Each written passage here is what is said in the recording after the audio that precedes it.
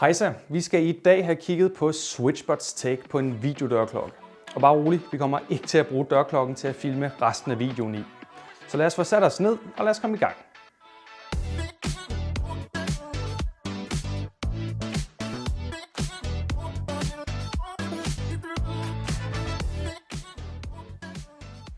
Sidste år der kiggede jeg på SwitchBots videodørklokke over på min engelske kanal. Og jeg har også skrevet om den på positron.dk. Både videoen og artiklen er linket i beskrivelsen, hvis du skulle være nysgerrig på nogle af dem. Men siden da har jeg ikke set nogen danske videoer, som demonstrerer den. Faktisk så ser jeg generelt ikke super meget dansk indhold om SwitchBot. Så det tænkte jeg altså, at vi skulle kigge på i dag. Og så bare lige en disclaimer her til at starte med. SwitchBot har altså sendt mig dørklokken, og jeg har altså ikke selv købt den. Men de har absolut ingen indflydelse på, hvad jeg siger. I videoen kommer vi ind på selve hardwaren, specifikationerne, de features, du får af SwitchBots egen app, og så også hvordan den, måske ikke så godt, spiller sammen med Home Assistant gennem RTSP og OnWith. Men lad os lade være med at trække den længere. Lad os tage et kig på SwitchBots video doorbell og display.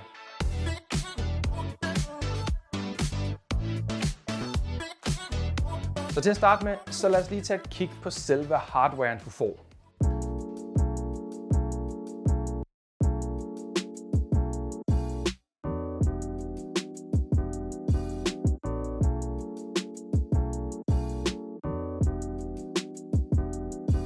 Selve dørklokken ligner jo tæt på enhver anden dørklokke på markedet. Det er i min mening ikke den pæneste videodørklokke, man kan få, men det er altså heller ikke den værste. Den er simpelthen bare okay. Men det, som får den til at stikke ud for konkurrenterne, det er det medfølgende display. Displayet viser selvfølgelig, hvem der ringer på døren, men det kan altså også afspille både videoklip, som du har optaget i løbet af dagen, bruge som intercom, og så også til at låse din SwitchBot dørlås op, hvis du altså har sådan en. Dørlås, du forbinder til displayet, kan desuden eksponeres til andre smart home systemer gennem Matter. Og det er ret fedt. Displayet er krævet for, at videodørklokken overhovedet kan streame. Det er nemlig displayet, som er forbundet til dit Wi-Fi og ikke selve dørklokken. Dørklokken kommunikerer direkte med displayet gennem en proprietær RF 400 og et eller andet megahertz protokol. Og det er gjort for at spare på batteriet, så du ikke skal lade dørklokken op lige så ofte, som hvis dørklokken var forbundet til Wi-Fi. I displayet så finder du også et medfølgende SD-kort på 4 GB. For ja, dørklokken gemmer nemlig dine optagelser lokalt. SD-kortet kan udvides til 512 GB, men det er altså ikke nødvendigt at indsætte det i computeren for at se optagelser. Det kan du nemlig sagtens gøre gennem appen. Dørklokken oplades med et USB-C-kabel. Tak for USB-C SwitchBot, og tager omkring 6 timer fra 0 til 100%. SwitchBot hævder en batterilevetid på op til 19 måneder på én opladning. Og det er måske lige optimistisk nok ifølge min test, men over et års batteri, det er altså ikke urealistisk. Hvis du vil forlænge batteriets levetid, så kan du også tilkøbe et solcellepanel. Solcellepanelet er rimelig fladt, og det kan justeres i forskellige vinkler, og det forbindes bare til dørklokken direkte gennem dens USB-C-indgang. Det er lidt begrænset, hvad jeg har haft af solskin her, hvor jeg bor, så derfor har jeg altså ikke kunne se, hvor meget den eventuelt har kunne udvide batteriets levetid på dørklokken. Men det er altså en mulighed, hvis det er, du ønsker det. Og gider du slet ikke alt det med opladning, så har displayet et sidste træk op i ærmet. For bagsiden kan du nemlig trække strøm direkte til kameraet. Det er egentlig ret smart tænkt, men det kræver så også, at du finder en måde at få ledningerne gennem døren på. Og her der slipper du nok næppe for at skulle bore igennem dørkarmen. Dørklokken kan selvfølgelig monteres på enten dørkarmen eller på væggen udenfor, men displayet har altså også medfølgende vægmontering. Begge kan monteres med skruer, men der er altså også mulighed for montering med dobbeltklæbende tape. Til dørklokken der medfølger der også 2 afstandsstykker i vinkel. Til sidst så sidder der også en tamper-alarm på bagsiden. Så hvis nogen de forsøger at løbe med din dørklokke, så sender appen dig en notifikation og starter en alarm på dørklokken. Men det er så selve hardwaren Easy store træk. Så lad os få taget et kig på specifikationerne.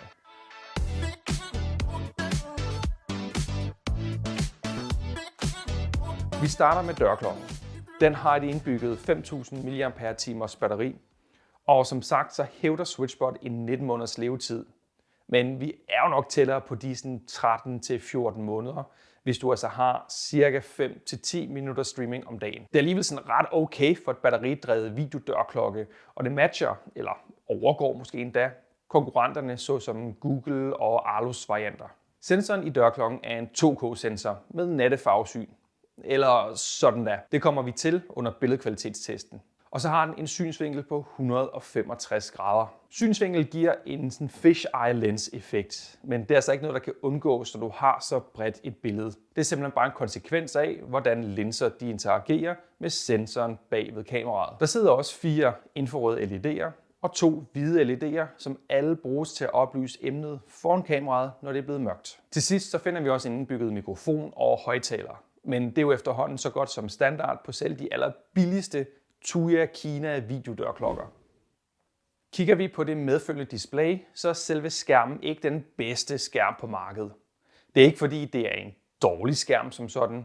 Det er bare heller ikke den allerbedste i verden. Farverne er en del muted, og så er opløsningen kun på 480 x 242. Det er altså mindre end den første iPhone fra 2007. Størrelsen er på 4,3 tommer, og det er egentlig en helt okay størrelse, som også sikrer, at den ikke optager alt for meget plads på enten bordet eller på væggen. En ting, som jeg dog har været ret positivt overrasket over, det har været, hvor let det er at se skærmen fra alle vinkler. Billige skærme plejer ofte at blive udvasket, når de betragtes fra en vinkel. Men det er altså overraskende nok slet ikke tilfældet med skærmen her. Ret imponerende faktisk, SwitchBot.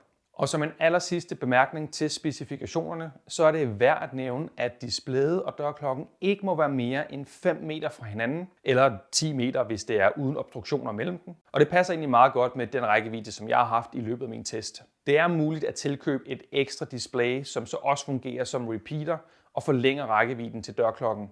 Hvis du altså gerne vil placere din display og din dørklokke lidt længere væk fra hinanden, eller hvis du egentlig også bare ønsker at kunne se, hvem der ringer på døren, mere end bare et sted. Hvis der skulle være mere, som du er nysgerrig på, og som jeg ikke rigtig har snakket om eller kommet ind på, så husk, du er velkommen til bare at spørge løs ned i kommentarfeltet. Men med specifikationerne ud af vejen, så lad os sætte os ned og sætte dørklokken op i SwitchBot-appen.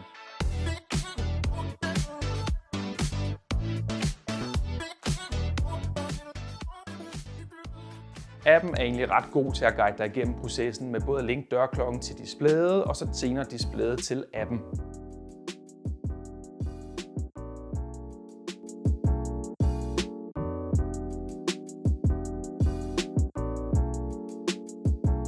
Hvis du bare følger forklaringen i appen, så kan det næsten ikke gå galt.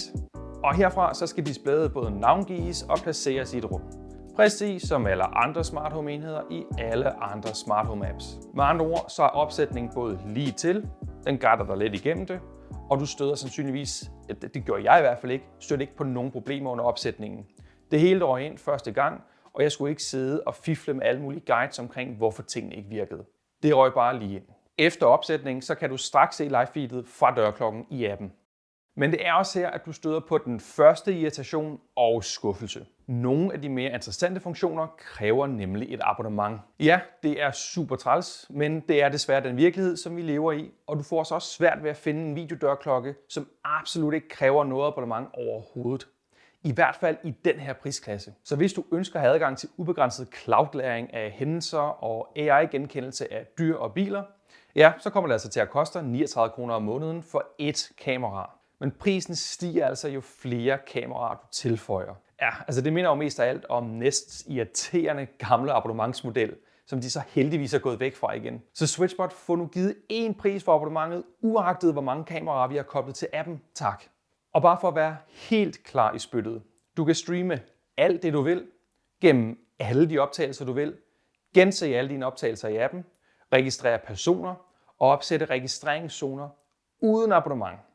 Så de mest nødvendige og basale funktioner, de er altså gratis med den her videodørklokke. Og det er jo egentlig ret mere, end man kan sige om for eksempel Googles Nest dørklokker, som jo faktisk låser ret mange af de her funktioner bag et abonnement. Displayet kan også konfigureres i appen, men her så er det altså lidt begrænset, hvad du får af muligheder. Du kan ændre ringeklokkelyden til en af de 10 indbyggede lyde, og så samtidig også indstille lydstyrken. Og her der vil jeg altså anbefale, at man skruer ned for lydstyrken, fordi de indbyggede højttalere er altså absolut ikke BRO-kvalitet, og de forvrænger ret hurtigt lyden, hvis den er alt for høj. Displayet kan altså også bruges som et ur og så en simpel vejrindikator, men det kan altså også konfigureres til automatisk at slukke efter inaktivitet i en vis periode, hvis du altså overhovedet ikke vil have det til at stå tændt konstant. Desværre så har SwitchBot ikke indbygget en lyssensor i displayet, så lysstyrken kan ikke sættes til automatisk at justeres. What? Hvorfor ikke SwitchBot? Det virker som den mest simple ting at indbygge i et display, som er tiltænkt til at stå tændt konstant. Nå, jamen, whatever, det må vi så leve uden. Og så en, for mig, rigtig stor skuffelse med displayet skal også findes i manglen på mulighed for at vise andre sensorer, som jeg har installeret i mit hjem. For selvom du måske har andre SwitchBot-enheder i dit hjem, så kan de altså ikke sættes ind til at vises på skærmen. Det er en vildt mærkelig beslutning, som jeg faktisk overhovedet ikke forstår. Jeg ville simpelthen have elsket at se min udendørs SwitchBot temperatursensor på skærmen, eller få et overblik over luftkvaliteten i min lejlighed. Alt det er muligt på deres Hub 3, så det virker altså som spildt skærmplads ikke at give mig muligheden, når den alligevel kan sættes til at være tændt konstant. Og selvom skærmen her er tiltænkt til at vise et videofeed af din dørklokke, så kan du altså heller ikke se andre SwitchBot-kameraer på displayet. Jeg er med på, at dørklokken streamer til displayet via en RF-protokol, og at forbindelsen nok har været en smule langsommere, hvis det havde været over Wi-Fi. Men alligevel, SwitchBot, lad mig nu for delen der se mine andre SwitchBot-kameraer på et display, som ellers bare bliver et display, der er ment til at vise et kamerafeed, og det er det. Det virker igen som rigtig spildt potentiale i et produkt, der ellers faktisk er ret lækkert. Den sidste smarte, og for at være ærlig, sådan ret sjove funktion, som SwitchBot har givet os, jamen det er muligheden for, at dørklokken kan give et automatisk svar, når folk de ringer på.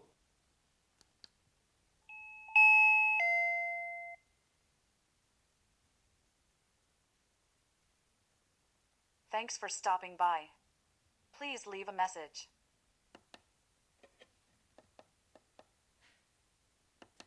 Please leave the package at the door.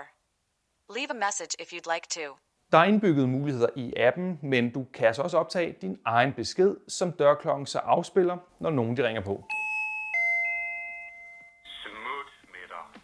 Og igen, er der noget, som du er nysgerrig på, men som jeg ikke har gennemgået, så smid en kommentar, og så ser jeg på det så hurtigt jeg overhovedet kan.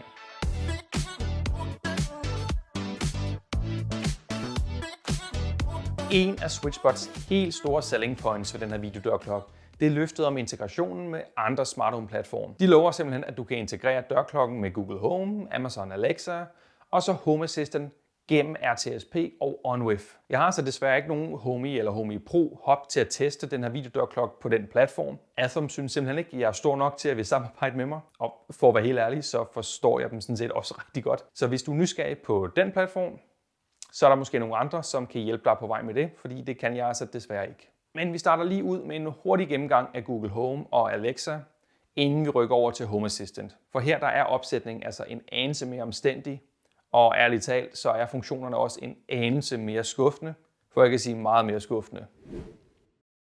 I Alexa-appen der får du mulighed for at starte en livestream af kameraet, og du får altså også mulighed for at lave tovejstale, sådan så du kan høre, hvem der står ved døren, og de også kan høre dig. Har du et Echo-device med en indbygget skærm, så kan kameraet også streame til den. Og hvad der egentlig er endnu bedre, det er muligheden for at starte rutiner, når folk de ringer på dørklokken. Så når nogen de ringer på, så kan du for eksempel få lyset i gang til at tænde, lave en eller anden announcement på alle dine højttalere, og så automatisk vise kamerafeedet på dine Echo-devices. Så på den måde så får du altså udnyttet alle de smart home enheder, du har i dit hjem, og alle de Echo-devices, du har i dit hjem, til at binde det hele sammen som et stort produkt. Der er egentlig ikke så meget mere til det. Integrationen har været stabil og uden frafald under mine tests, og jeg vil ikke være ked af, hvis jeg skulle bruge Alexa-appen til at se dørklokken. I Google Home så får du altså ikke lige så mange muligheder som i Alexa-appen. Faktisk så får du næsten ikke nogen muligheder sådan overhovedet. I Google Home så får jeg slet ikke mulighed for at se kameraet eller starte en tovejs samtale. Den melder simpelthen bare om fejl, hver gang jeg prøver at starte et live feed fra mit kamera. I bund og grund så er dørklokken komplet ubrugelig i Google Home-appen. Der er simpelthen ikke andre måder at sige det på. Den dukker heller ikke op som rutinestarter, så den kan heller ikke styre dit andet smart home udstyr. Den begrænsning ligger nok egentlig mest på Googles skuldre, for det er egentlig først i år, at knapper og kontakter er blevet understøttet i appen. Men det er alligevel ret skuffende. Til gengæld så kan jeg uden problemer se kamerafeedet på min Nest Hub. Og her der kan jeg både starte feedet med både stemme eller vælge dørklokken på listen over mine smart home devices på selve displayet. Så det virker helt absurd underligt, at jeg ikke kan starte mit live feed i Google Home-appen. Igen, her der er jeg så mest tilbøjelig til at lægge skylden over på Google og ikke på SwitchBot, fordi Google har altså en, skal vi sige, lidt mindre god track record, når det kommer til deres Home-app. Men selvom jeg manuelt kan starte et live feed fra skærmen, så dukker det altså ikke op, hvis nogen de ringer på. Jeg kan altså ikke bruge min Nest Hub som chimes til min dørklokke her. Ja, det er ret skuffende, men efterhånden så har Google også et kæmpe efterslæb i forhold til deres Home App. Så det er egentlig ikke så overraskende, at dørklokken har så begrænsede muligheder i Google Home.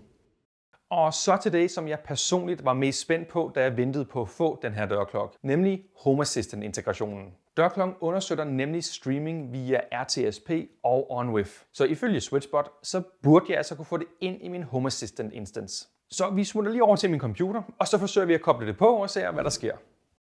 Før vi altså overhovedet åbner Home Assistant, så skal vi altså lige forbi SwitchBot-appen en sidste gang. Under indstillinger, så finder vi nemlig menupunktet More Features, og her skal vi have aktiveret vores camera account. Du skal også have oprettet både et brugernavn og et kodeord under Account Information.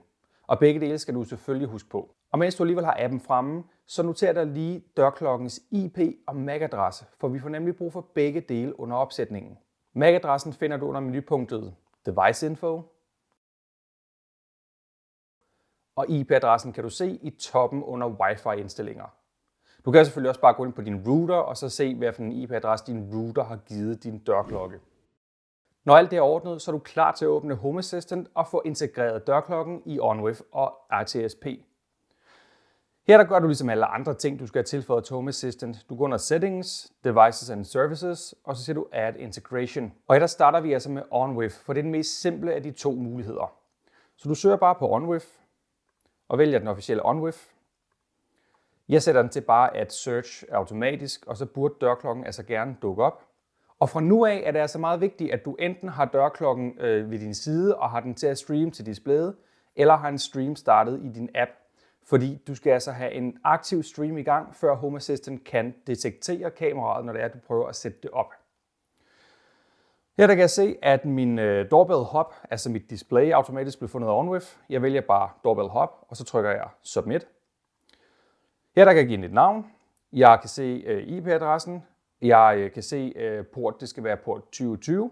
Og fra heraf, der indtaster vi bare det username og password, som vi satte i SwitchBot-appen lige for et øjeblik siden. Og efterfølgende så trykker vi bare Submit. Og så burde OnWith altså gerne være i stand til at kunne se vores dørklokke. Og der dukkede egentlig også rimelig hurtigt noget op frem her. Jeg siger bare Skip and Finish. Og så burde jeg kunne se inde i min OnWith-konfiguration, at jeg har min doorbell clock her. Så her har jeg dørklokken ved siden af mig. Hvis jeg trykker på Stream nu, så dukker der simpelthen ikke noget op. Og det gør der ikke, fordi at dørklokken kan ikke initiere en stream i Home Assistant. Du er altså nødt til at have en stream kørende i forvejen for at kunne se dit live view inde i Home Assistant. Så hvis jeg går ind i Home Assistant-appen på min telefon, der ligger her ved siden af, og her der starter jeg en stream, så snart at appen har vækket dørklokken, det har den nu, kan jeg se, så kan jeg vælge min stream, og så streamer den altså direkte til dørklokken gennem mit display, og så kan jeg se det i Home Assistant. Men jeg kan altså ikke starte en stream i Home Assistant. Jeg er nødt til at have en stream kørende i forvejen. Kigger vi ud til højre under Activity, så ser vi også, at der absolut ikke står noget som helst. Og det gør der ikke, fordi Home Assistant kan heller ikke detektere, når folk de har ringet på. Det betyder altså i praksis, at dørklokken her er tæt på ubrugelig i Home Assistant. Altså jeg skal være heldig at starte en stream det øjeblik, at nogen de ringer på uden for min hoveddør, for at kunne se den i Home Assistant. Og det giver jo absolut ikke nogen mening at bruge den til det formål. Når jeg kontakter SwitchBot med det her problem, så hævder de altså, at det er et problem med batteridrevet RTSP og OnWith-kameraer. At det er simpelthen en begrænsning i protokollerne, der gør, at de ikke kan vække et kamera, der er gået i dvale. Jeg har ikke andre RTSP eller OnWith-kameraer, så jeg kan ikke tjekke, om det er sandt. Så hvis du har mere viden på det område, end jeg har, så skriv det endelig i kommentarerne nedenunder. Og selvom RTSP har præcis de samme begrænsninger som OnWith, så lad os lige for god ordens skyld alligevel sætte det op i Home Assistant, i tilfælde af, at du af en eller anden grund stadigvæk gerne vil have det ind i Home Assistant. Her der går jeg igen tilbage på mine Devices and Services og siger Add Integration. Og her der søger jeg på Generic Camera. Og så i dialogboksen, der popper op, der skal vi have skrevet inde i vores Stream Source URL RTSP : / IP-adressen, som vi fik i appen tidligere, : 554, endnu et / og så MAC-adressen fra appen tidligere, og så / live1. Live 0 virker ikke, så det vil sige, at du skal altså vælge live 1, selvom du er vant til at vælge live 0 for andre RTSP-kameraer. I MAC-adressen der skal du også skrive MAC-adressen uden kolon, så det vil sige bogstaver og tal og intet andet. Og så skal vi selvfølgelig have indtastet vores brugernavn og vores kodeord, som vi oprettede tidligere, ligesom i OnWith. Og efter du indtaster dit username og dit password, så kunne du være fristet til bare at trykke submit, som jeg også kom til, selvom jeg har gjort det her nogle gange nu trods alt. Men vi skal altså lige under Advanced Settings først. Her der skal vi sørge for, at Verify SSL Certificate er tjekket af.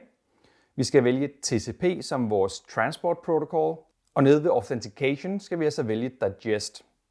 Efter det, så burde vi kunne sige Submit. Og så på et tidspunkt, så vil Home Assistant finde dit kamera, og hvis du er heldig, så kommer den op med sådan en preview her. Det er allerførste gang, jeg har set previewet, mens jeg har opsat kameraet, så det skal du altså ikke regne med at dukke op for dig. Men for her, der kan du altså bare sige, Everything looks good, og så Submit. Og du kan give den et navn. Og så kan du sige Skip and Finish. Og her der skulle den gerne dukke op under Generic Camera. Og ligesom med OnWith, så dukker der altså ikke nogen stream op, medmindre du initierer streamen på din telefon. Og RTSP har jeg endda oplevet, er en anelse længere om at starte streamen end OnWith er, selvom den allerede er i gang igennem appen. Så igen, du kan ikke bruge den til at starte rutiner med, du kan ikke bruge den til at sende dig en notifikation, når folk de har ringet på, og du kan ikke bare starte en stream, hvis ikke streamen i forvejen kører igennem SwitchBot-appen. Så jeg har simpelthen svært ved at se, hvad Home Assistant-integrationen overhovedet skal bruges til. Hvis du har nogle interessante forslag til, hvordan Home Assistant-integrationen overhovedet er nyttig i den her sammenhæng, så vær sød igen at give besked nede i kommentarerne, fordi det er jeg oprigtigt nysgerrig på. Jeg havde håbet, at jeg kunne bruge den i Home Assistant, men det kommer altså overhovedet ikke til at ske med de manglende funktionaliteter, der er.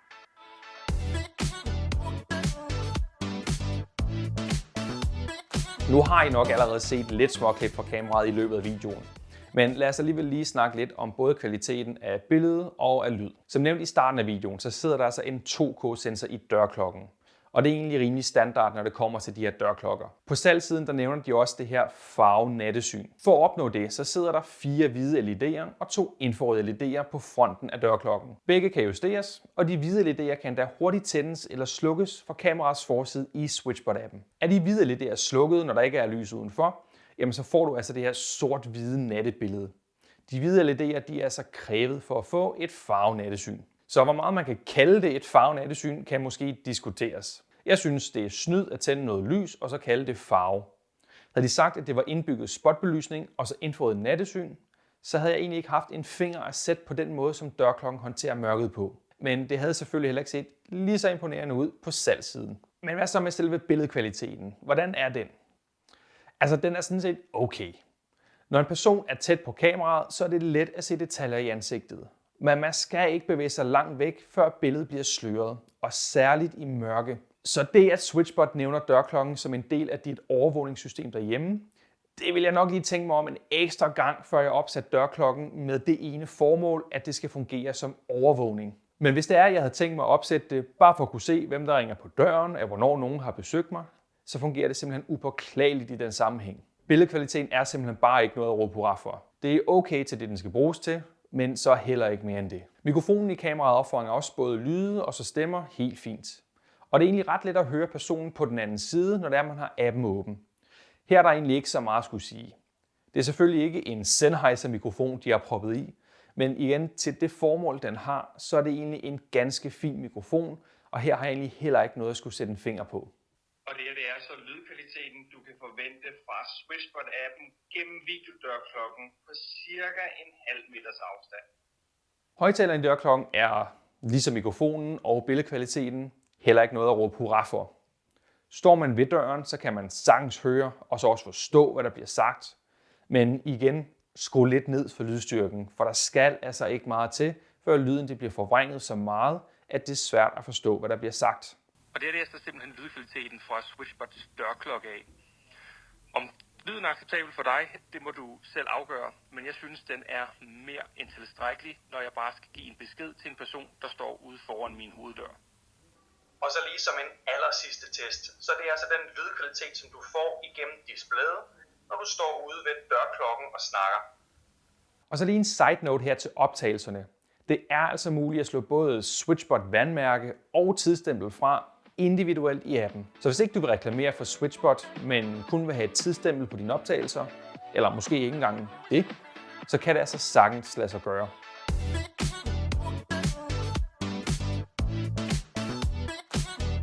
Så hvad er så min dom over dørklokken for SwitchBot?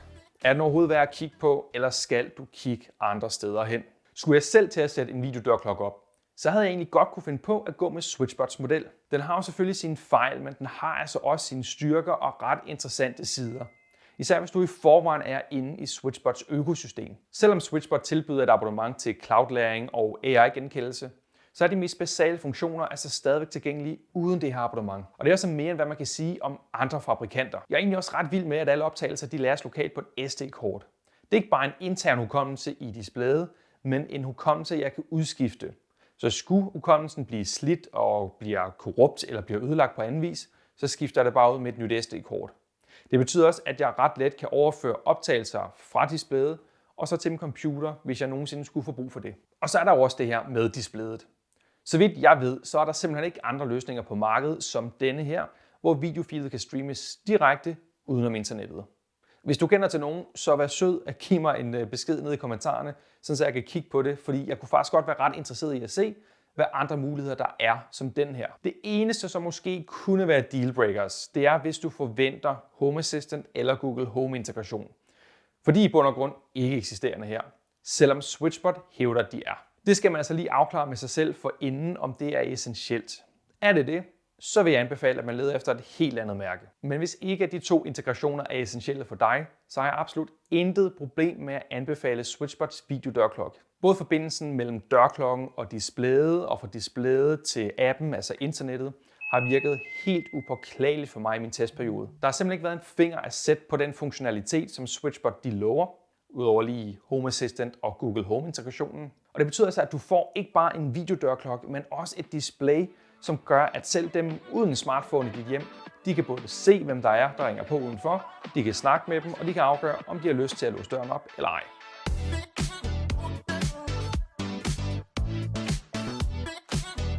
Lige nu så står videodørklokken med et tilhørende display til 160 euro, altså ca. 1200 kroner, hvis du køber den på SwitchBots egen hjemmeside. Du kan også købe en pakke, hvor du får solpanelet med til 205 euro. Cirka de her 1550 kroner. Og hvis du senere godt kunne tænke dig et ekstra display, så koster det dig 70 euro, eller cirka 530 kroner. Så med prisen in mente, så vil det være synd at kalde det her et budgetvenligt kamera, fordi det koster dig alligevel lidt. Men i forhold til andre modeller på markedet, og i forhold til de funktionaliteter, jeg har snakket om, så synes jeg egentlig, at prisen er meget konkurrencedygtig. Jeg har smidt links til alle produkterne nede i beskrivelsen. Og inden du klikker ind og køber gennem SwitchBot selv, så tjek lige på Amazon, om der ikke skulle være bedre deals i øjeblikket, fordi det er der nemlig af og til. Og det var egentlig alt for denne gang. Som sagt, så har jeg egentlig allerede set på dørklokken, men på min engelske YouTube-kanal og på min hjemmeside. Hvis du ønsker at støtte mig, så er det egentlig på de to medier, at jeg er mest aktiv. Så hvis du er nysgerrig på test af smart home udstyr eller nyheder omkring smart home produkter, så er det egentlig de to steder, at det er lettest at følge med i, hvad jeg går og laver. Og husk nu bare at spørge løs i kommentarfeltet, hvis der overhovedet skulle være nogle spørgsmål til noget af det, vi har gennemgået i videoen. Og ellers så tak for at se med, og vi ses i den næste video.